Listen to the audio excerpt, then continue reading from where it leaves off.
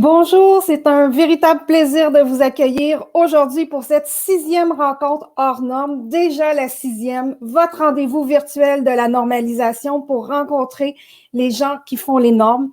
Alors, je me présente, je suis Marie-Claude Drouin et j'ai l'immense privilège de diriger le réseau Normalisation et Francophonie, le RNF. Le RNF est un important réseau qui regroupe les organismes de normalisation de l'espace francophone de plus de 30 pays. Notre mission, faire de la normalisation un pilier de la vitalité économique. Les normes sont d'importants leviers pour 2 raisons. Tout d'abord, ce sont des outils d'intelligence économique pour créer de la valeur dans nos entreprises. Les entreprises qui s'y conforment augmentent non seulement leur productivité, mais elles se donnent des clés pour accéder au marché. Deuxièmement, les normes, ce sont des outils de diplomatie économique et nous le verrons aujourd'hui. Qui fait la norme fait le marché. Participer à l'élaboration des normes est définitivement un moyen stratégique pour les pays et les entreprises de porter leur voix dans les règles du commerce. Je vous invite aujourd'hui, on est diffusé en Facebook Live, à nous écrire, à nous dire d'où vous venez. On aime toujours vous lire pour savoir de quelle provenance. On est susceptible d'avoir des gens de 30 pays minimal et aussi de nous écrire vos questions. On aime toujours vous lire et on a plaisir à vous répondre.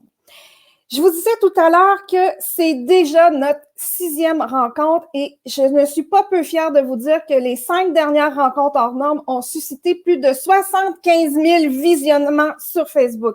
Écoutez, c'est vraiment extraordinaire et je suis vraiment fière de voir que ce programme vous plaît. Alors, j'ai aussi le plaisir de vous dire que nous serons de retour cet automne avec une nouvelle programmation et puis je vous invite à nous suivre.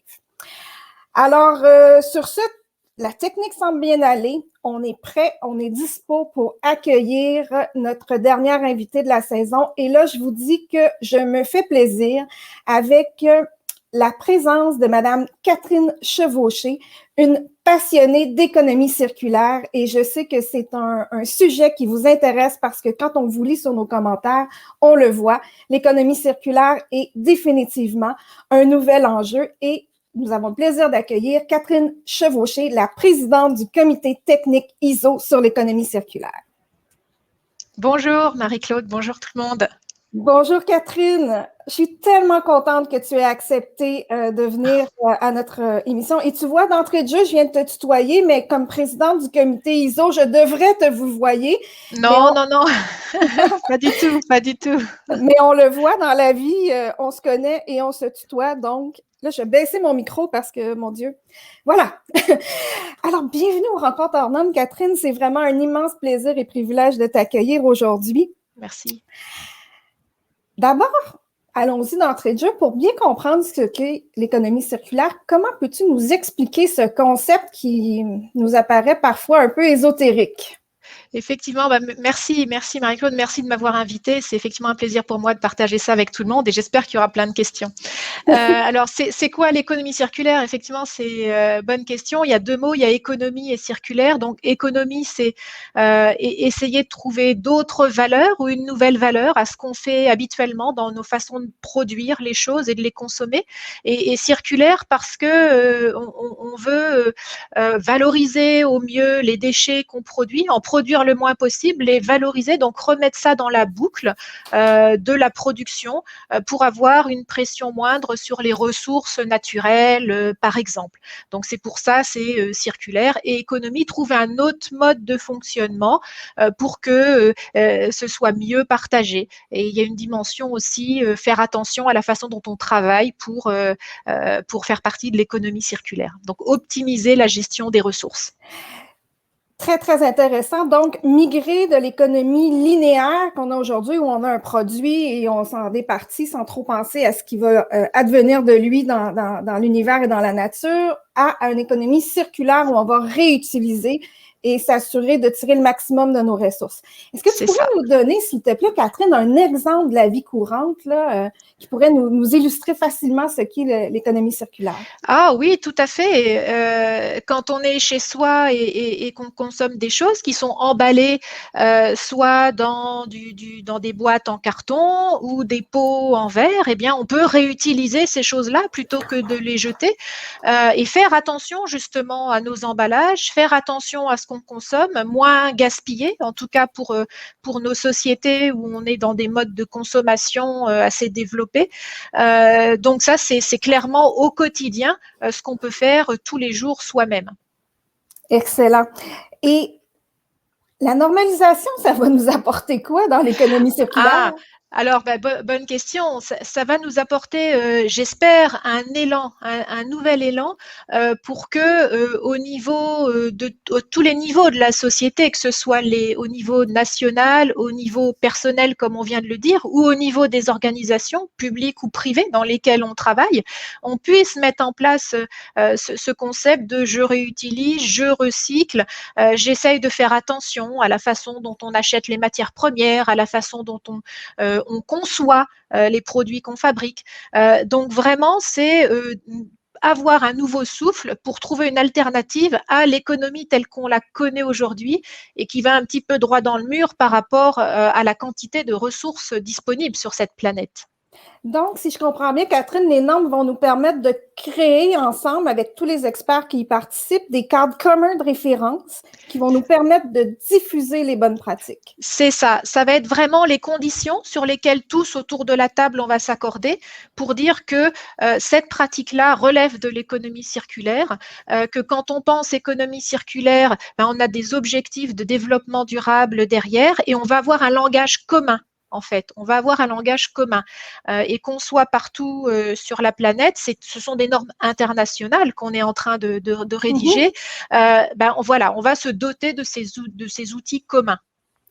Puis toi qui es maintenant, qui est justement à la tête de cet important comité de normalisation qui va être particulièrement important pour atteindre les objectifs climatiques, par exemple, notamment, oui. par exemple, ou de développement durable. Quels sont, selon toi, les facteurs de réussite qui vont permettre qu'on va pouvoir migrer à travers le monde vers une économie circulaire? Alors, ça, c'est une grosse question, en fait. Il faut qu'on ait envie de le faire.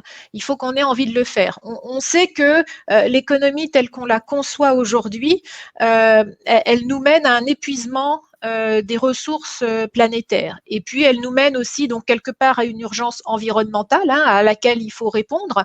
Donc, le changement climatique, c'est une chose, mais il y a l'effondrement de la biodiversité, il y a les problèmes d'accès à l'eau douce, etc.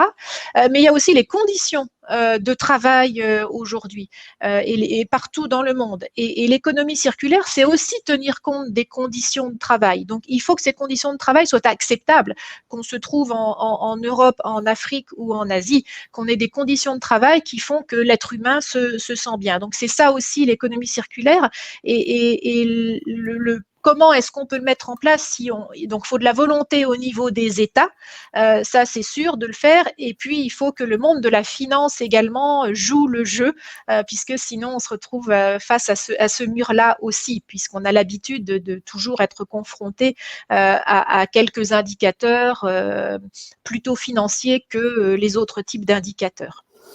Avoir envie de s'engager, c'est ce qu'on doit retenir prioritairement. Alors, je vois les collègues d'un peu partout, la France, l'Afrique, le Congo, le Sénégal qui nous saluent. Continuez à nous saluer comme ça nous fait plaisir. Et posez-nous vos questions aussi. On a la chance d'avoir Catherine avec nous.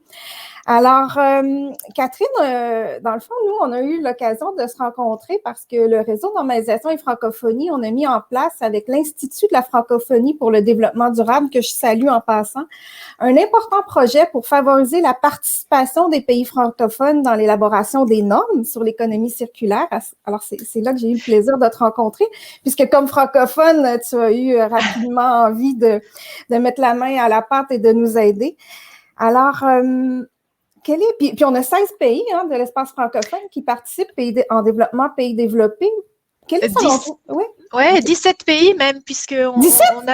Oui, on a le Maroc qui nous a rejoint il y a peu de temps officiellement pour travailler avec nous. Et donc aujourd'hui, on a 83 pays autour de la table. 83, puis 17 sur 83 sont des pays de l'espace francophone. Donc, on voit ici un rapport intéressant, en tout cas qui me plaît beaucoup. Dis-moi, quel est l'avantage pour les pays francophones de participer à l'élaboration de ces normes-là? L'avantage, c'est comme ce qu'on disait tout à l'heure, c'est de se retrouver autour de définitions communes, de principes communs, et donc d'avoir un vocabulaire commun et de pouvoir partager ça et de parler après entre différents experts de différents pays sur la même longueur d'onde.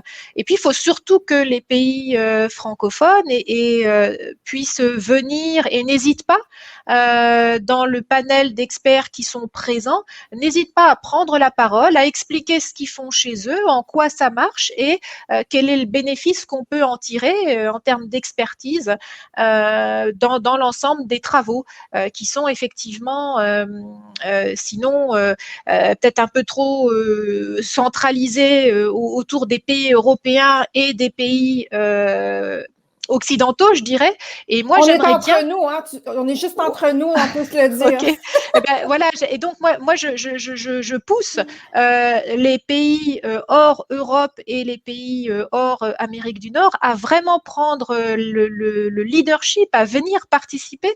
D'ailleurs, c'est pour ça que j'ai décidé dans les différents groupes de travail qui ont été créés d'avoir à chaque fois des couples de pays qui animent ces groupes de travail et des couples de pays plutôt nord-sud, est-ouest, enfin tout ce qu'on veut, mais pas que des pays occidentaux. Donc on a par exemple le Rwanda qui dirige avec le Japon un groupe de travail, notamment sur les modèles d'affaires et les chaînes de valeur. Donc, j'invite tous les pays africains à vraiment participer, poser leurs questions. Il n'y a pas de questions qui soient inutiles. Il n'y a que des questions auxquelles il faut qu'on réponde. Tu as tout à fait raison. Puis je pense qu'on a Madagascar aussi qui anime un groupe de travail. Est-ce que je me trompe? Non, oui, tu te trompes. Oui? Ah bon? C'est l'île Maurice. Ah, t'as raison. Ouais, c'est l'île Maurice. Effectivement, il y avait un nouveau groupe de travail qui vient juste de se créer sur les matières premières secondaires. Donc justement, qu'est-ce qu'on fait de ces matières premières qui souvent viennent des pays occidentaux pour certaines et qui finissent dans les pays en développement. Et donc du coup, comment on prend ce problème en main? Et là, j'ai demandé, à l'île Maurice, parce que sinon c'était la Suisse qui voulait animer ce sujet-là. Et donc, j'ai poussé pour que l'île Maurice étant intéressée, à ce que l'île Maurice rentre dans le jeu. Et maintenant, c'est très bien fait par Bertie Malabar. Oui, Bertie, qu'on salue, puis on salue Honoré aussi du Rwanda. Oui. Et puis, je dois avouer humblement que malgré le fait que je roule ma bosse en international, aujourd'hui, la géographie n'a jamais été ma matière forte à l'école. Non, il y a beaucoup de pays. On a le Sénégal aussi qui vient d'intégrer le petit groupe qui me conseille. Donc moi j'essaye en tout cas de donner la parole et il faut que les gens la prennent. Voilà. C'est Mamadou qui a pris le lead avec toi ou c'est Claude? Ah non, c'est Claude. Voilà. Claude Roger qu'on salue aussi. C'est ça, exactement, c'est lui. Écoute, Catherine, sur un plan un peu plus personnel, moi, là, ce qui me fascine chez toi, c'est que j'ai envie de t'entendre sur comment on devient présidente d'un comité international ISO sur l'économie circulaire. Donne-nous ta recette. Ok, alors je ne sais pas s'il y a une recette, en tout cas pour ma part, ça n'a pas été forcément très très compliqué parce que je suis française et que c'est la France qui a proposé ce sujet. Donc quand un pays propose un nouveau comité technique au niveau international, il propose avec un candidat pour être président ou présidente du comité technique. Et là, pour le coup, je travaille aussi dans une entreprise qui s'occupe de la gestion des eaux et des déchets, ce qui facilite un petit peu, je dirais, ma connaissance préalable du sujet. Donc, j'ai posé ma candidature et puis, de fil en aiguille, j'ai été acceptée et j'en suis vraiment très honorée et je serai très fière en 2023 quand on aura publié les premiers textes parce que franchement, ce sera ma petite contribution au sujet. Petite. Si, c'est vrai parce que c'est les gens autour de la table, enfin du téléphone actuellement qui travaillent. Hein.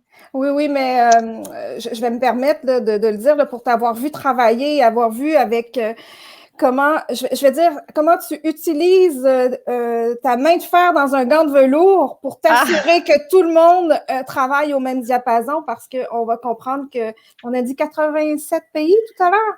83 pays autour de la table, c'est pas simple à animer. Non. Quel a été ton Non. plus grand défi? Alors, mon plus grand défi, c'était pendant la première réunion, en fait, où la réunion de lancement, on était 140 dans la salle, quelque chose comme ça. Là, je suis sûre que si on fait notre deuxième réunion générale, ce sera certainement l'année prochaine au Japon. On sera peut-être 200, j'espère, en tout cas, on pourra se voir. Mais c'est arriver à mettre les gens d'accord, en fait, sur des formulations, sur des définitions, sur des concepts. Et la première réunion a été un exemple pour ça, où j'ai dû finalement interrompre la séance pour essayer après de parler aux gens à droite, à gauche, et puis revenir après pour finalement trouver un consensus. Mais le plus gros défi, c'est arriver à trouver un consensus entre les gens, bien sûr. Ah oui, le consensus, ça, c'est Ouais. le nerf de la guerre. Hein? C'est le nerf de la guerre. Et faire en sorte aussi, peut-être un deuxième défi, mais je reviens sur ce que je disais tout à l'heure, c'est faire en sorte que tout le monde participe à sa juste hauteur, oui. et que le discours soit pas accaparé par l'Europe ou l'Amérique du Nord. Tu sais, moi, je dis souvent qu'on a besoin de 2 clés d'action pour faire le poids en réunion internationale des organismes de normalisation qui sont moteurs stratégiques, oui. qui savent se positionner. Mais on a aussi besoin d'experts qui savent prendre leur place en comité. C'est ça. Toi qui les vois aller comme ça, là, au nord comme au sud, qu'est-ce que tu aurais à donner comme conseil à un nouvel expert là, francophone qui n'a jamais participé de sa vie à un comité puis qui parle plus ou moins bien l'anglais? Ah oui, ça c'est un cas de figure. Ouais, c'est une autre problématique parce qu'effectivement tout se fait en anglais, ça c'est clair. Il faut pas avoir peur de prendre la parole ou de poser des questions. Et d'ailleurs aujourd'hui, comme les réunions liées à la pandémie du Covid-19 se font de façon virtuelle, il est maintenant assez facile de poser des questions dans le chat pour arriver à s'exprimer si on n'est pas tout à fait à l'aise à l'oral. Et puis par ailleurs, ça se prépare en amont. Ces réunions-là. Donc, en les préparant, on peut aussi se poser un petit peu les bonnes questions, préparer son libellé de questions. Et puis, c'est vrai je ne sais pas s'il faut répondre aux questions tout de suite, mais il y a des... On va y aller tout de suite après. Ah, oui. D'accord, ok, parfait. Oui. Mais il ne faut pas avoir peur de prendre la parole. Moi, c'est ce que je cherche à faire quand j'anime ces réunions, pas des groupes, mais au niveau du comité technique, de pousser les représentants des pays à prendre la parole. Tout à fait raison. Puis, je vais me permettre de te dire que je trouve que tu le fais très bien, qu'on soit hispanophone, francophone, anglophone ou chinois. Tu trouves toujours moyen que tout le monde puisse prendre la parole, même si la langue est parfois difficile. Il faut se rappeler une chose, on parle tous mal anglais en réunion internationale. Oui, absolument, absolument. L'anglais, c'est la langue de personne dans ces réunions-là, hormis des Anglais et des Américains. Mais sinon, c'est la langue de personne. Donc, ça veut dire qu'on a tous on part tous avec un bagage un petit peu en dessous d'un point de vue langage. Et donc, faut pas avoir peur de réexpliquer ce qu'on vient de dire pour se faire comprendre et de continuer. Mais c'est vrai que des fois, c'est pas facile, mais faut le faire. T'as raison, c'est pas facile.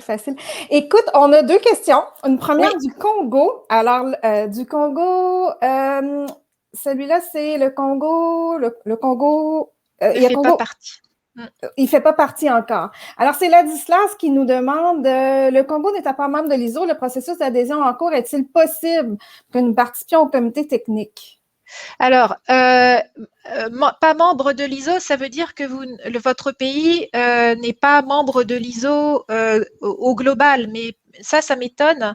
Oui, c'est Congo-Brazzaville, ils sont en train de devenir membres. D'accord.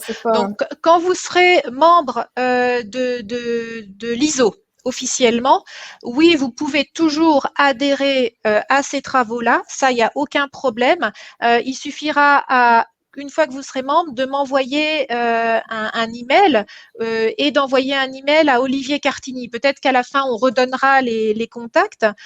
Olivier Cartini, c'est le community manager qui s'occupe du comité technique sur l'économie circulaire.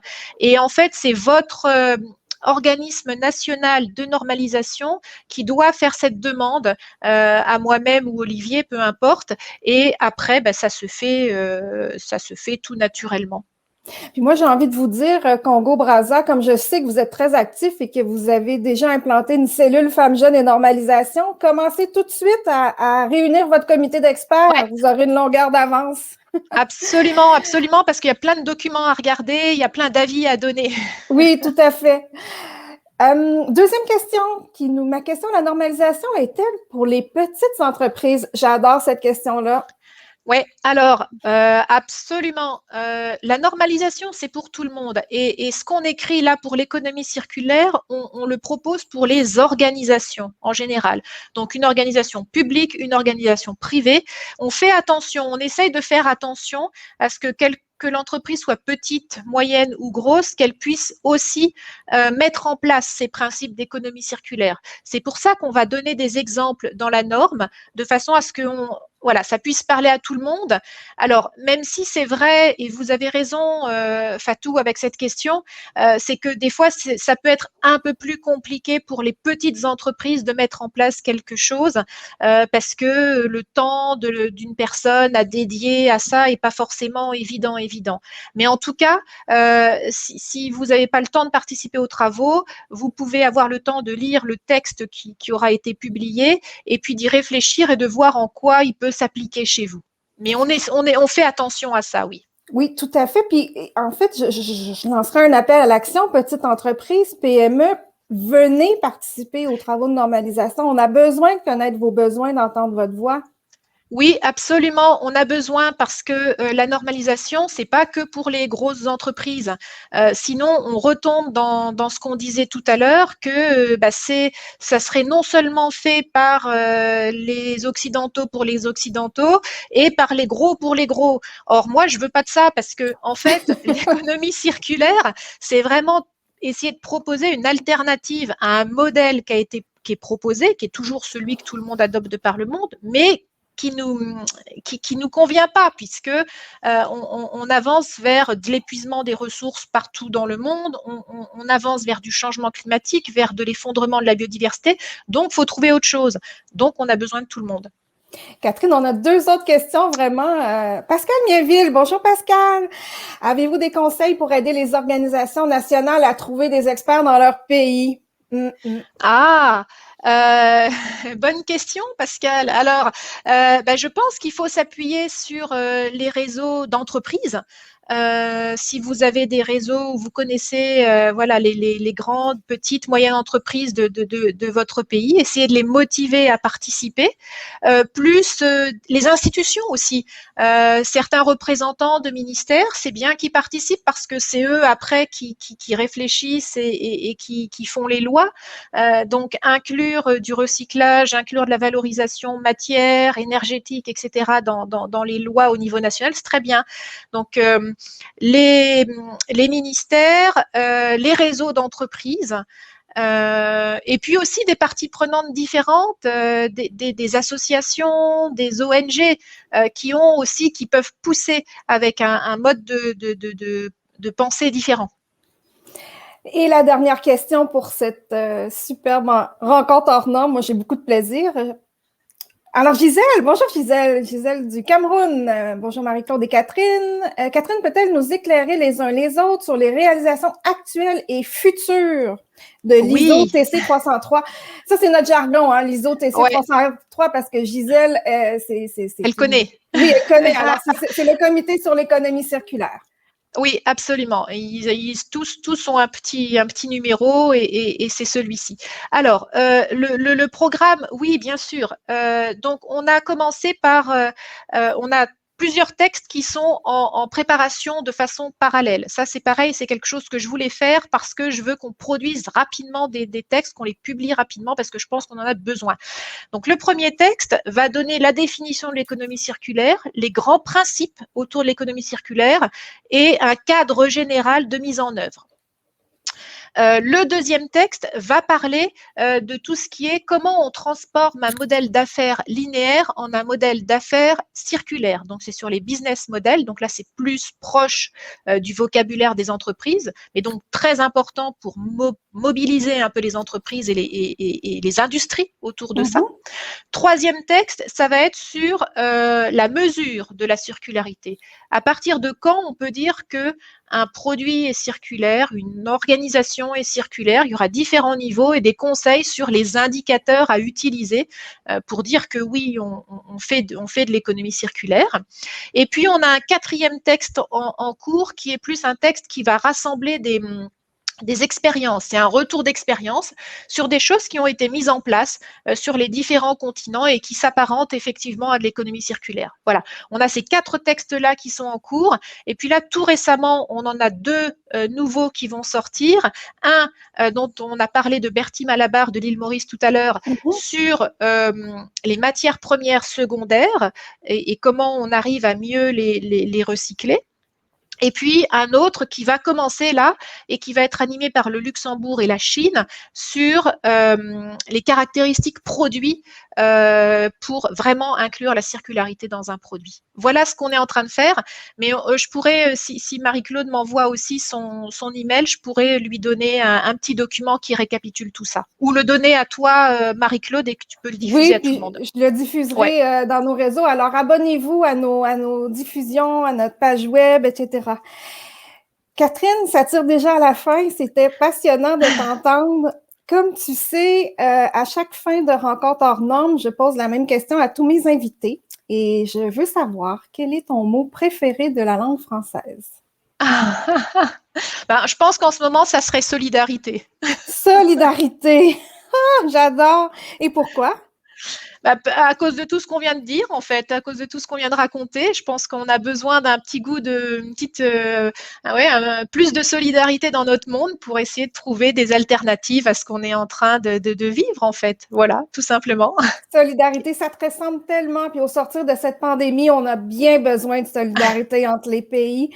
Catherine Chevauché, un grand merci d'être venue à notre rencontre hors norme aujourd'hui. C'était un véritable privilège et plaisir. Et puis, j'espère qu'on va se recroiser en France ou au Japon. J'espère aussi. Merci à tout le monde. Merci. Merci. Au revoir. Au revoir. Mon Dieu, quelle femme inspirante. Je vous l'avais dit que c'était mon dessert de l'année. Je vais vous raconter une toute petite anecdote pour vous montrer la solidarité de cette femme-là.